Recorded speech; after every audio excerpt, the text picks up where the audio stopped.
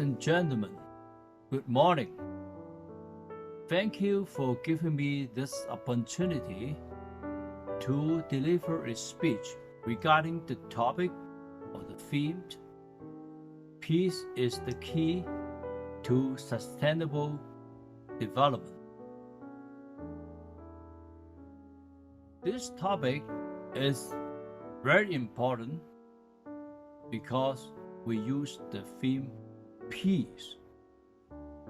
Peace is an essential element applicable to our daily life. Starting in the early morning to the evening when you are taking rest. So before I go further, just let me introduce myself. My name is Peter. I come from Canada, and my heritage is Chinese. I was originally from China, Hong Kong. So I have possessed both knowledges related to Hong Kong, China, and Canada as regards our theme, peace. And I have more than 10 years working knowledge related to laws. So my previous jobs always have to work with any law firms, any law enforcement agencies, and I have to attend courts, law courts, many times and very often. So later I will put across law is an essential element to sustain development, whether it is in a nation, whether it is in a society, or whether it is just between your working partner, but even with your neighbors. Law is the prerequisite to sustain peace. I don't want to make it complicated. Let's start by asking a simple question to all of you. Do all of you have good sleep last night? Anyone that doesn't have good sleep, please raise up your hand. Oh, looks like everyone have good sleep last night. Yes. Sleeping under a very peaceful environment so that we have a real good rest is very important to start next day's work. Such as now, we are sitting together here, to conduct a forum or a conference relating to topic peace. What do I mean? Without peace, I don't think we can carry out our conference peacefully, with harmony. Yeah, well, in some conference, there's always protests inside or outside the conference room. That would have great impact for the conference to proceed further, right? But today is not. Today now is peace in order, so we can carry out our conference in peace. So why I bring up this example?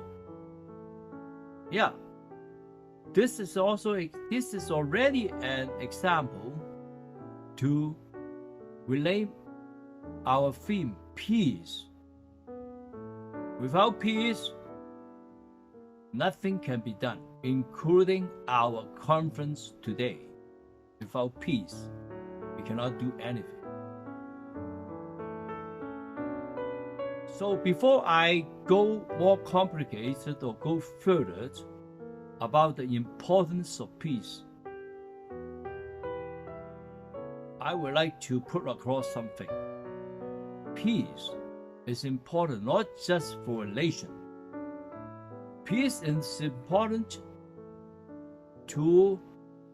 in a family, in yourself, peace in mind, and with your friend. Peace is a prerequisite to sustain good and harmonious friendship, and a very cooperative, more functional working relationship with your working partner, with your business partners, company to company, community to community, and town to town, city to city, and then go further to nation So let's go back to nation relationship. I guess when we bring up this conference, I think the organizers want us to emphasize more on nation to nation, or within your own nation. First, in order to have peace within your own nation, the first prerequisite is to establish a very functional legal system that involves a law court, enforcement agencies, and other law-related government departments to work together to sustain the peaceful and the orderly enforcement of the law that had been made or passed by the lawmakers. In some country, the lawmaker, we call them member of parliament in Canada. In China, we call it National Congress. They are lawmakers. We have more than 3,000 Congress members in the NPC of China. And in Canada, we have more than 300 member of parliament in Ottawa of Canada. And then in each city or in each province of Canada, we have also provincial lawmakers and the municipal lawmakers as well. All these people are doing something related to laws and management or administration of the place where they have the jurisdiction. The law is important and is the prerequisite to establish peace within the region, the city, the town, the province, or the nation where you are living. So, the police is the government department to enforce the laws that has been enacted. And then the lawyer is someone who defends any people who presume to be innocent. And the prosecutor is those people who took over the case from the police and then try to prosecute the suspect that alleged to be innocent before proof through the law court.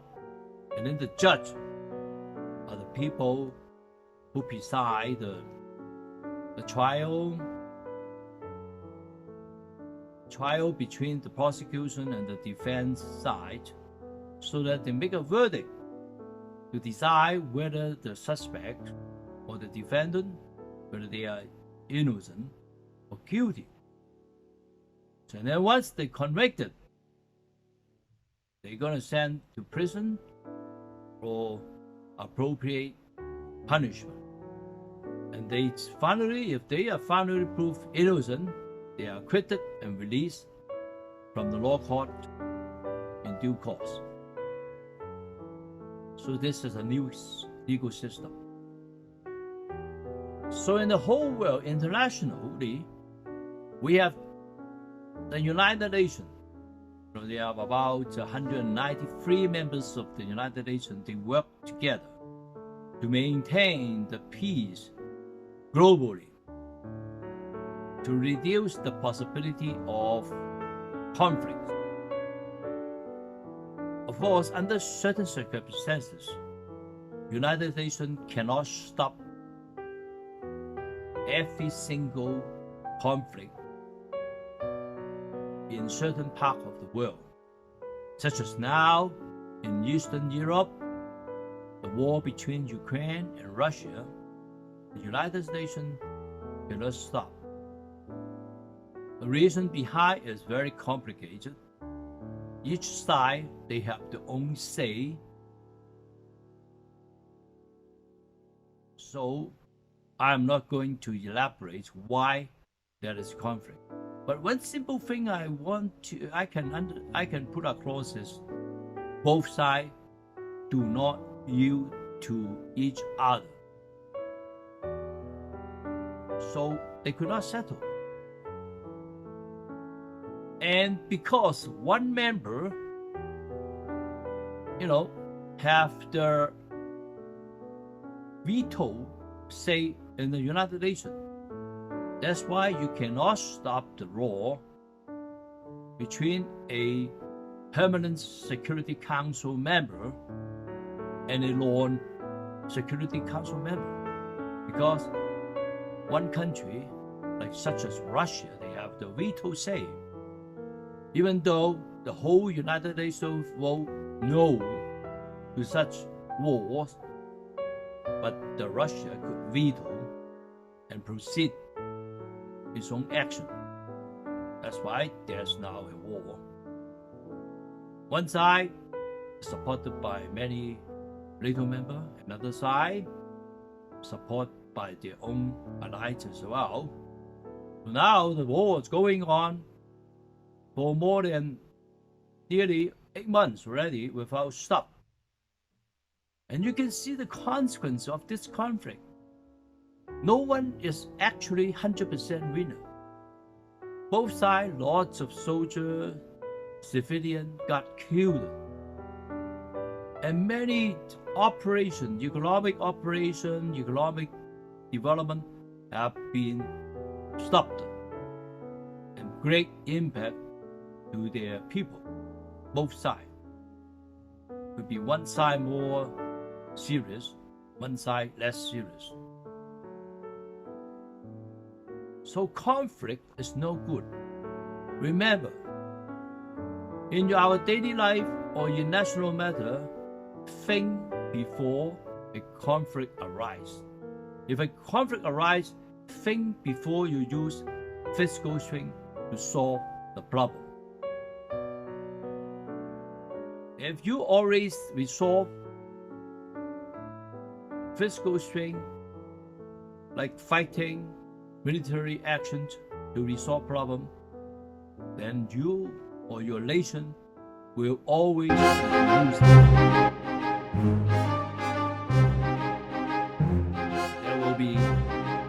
There will be lots of tragedies happen in your country.